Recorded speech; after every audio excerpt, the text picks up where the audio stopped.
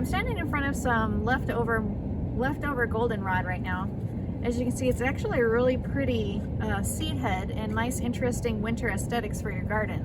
And wintertime is a great time to be planting your pollinator garden because there's not a ton of other stuff you can do outside in the garden. Now, goldenrod is really important for our pollinators, specifically butterflies and bees. And one of the butterflies that most people know about are migrating monarchs.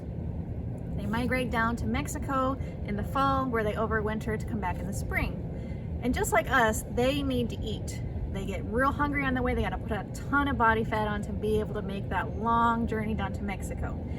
And if you have goldenrod in your yard, it is a late fall bloomer and it is an excellent source of nectar, which is the sugar water they need to survive and make it all the way down to where they have to overwinter.